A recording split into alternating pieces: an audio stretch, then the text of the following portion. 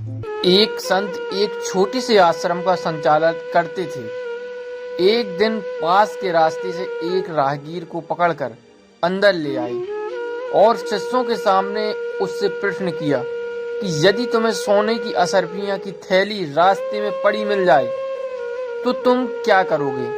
वह आदमी बोला, तत्क्षण उसके मालिक का पता लगाकर उसे वापस कर दूंगा, अन्यथा राजकोष में जमा कर दूंगा। संत हंसे और राहगीर को विदा कर शिष्यों से बोले, यह आदमी मूर्ख है। शिष्य बड़े हैरान कि गुरुजी क्या कह रहे हैं?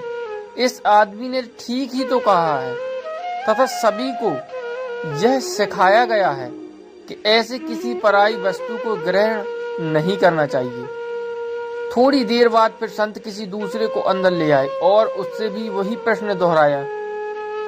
उस दूसरे राहगीर ने उत्तर दिया, क्या मुझे निरा मूर्ख समझ रखा है जो स्वर्ण मुद्राएं पड़ी मिले और मैं लौटाने के लिए मालिक को खोजता फिरूं?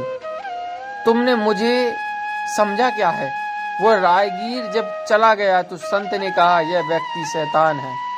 शिष्य बड़े हैरान कि पहला मूर्ख और दूसरा शैतान, फिर गुरुजी चाहते क्या है?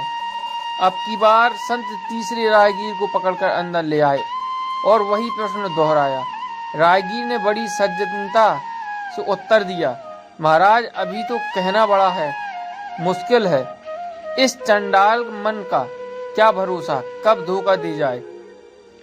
एक क्षण की खबर नहीं, यदि परमात्मा की कृपा रही और समृद्धि बनी रही तो लौटा दूंगा।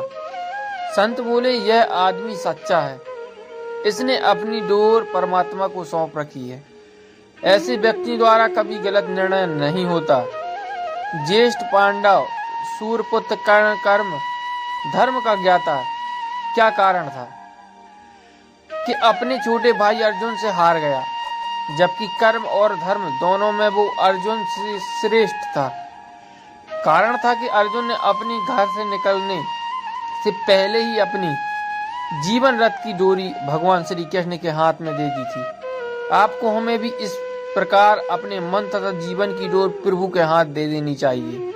विश्वास कीजिए, जितनी भी उतार चढ़ाव आएंगे जीवन में लेस मात्र ही भी अंतर नहीं पड़ेगा। इसलिए सदैव कहता हूँ कि जो प्राप्त है पर्याप्त है।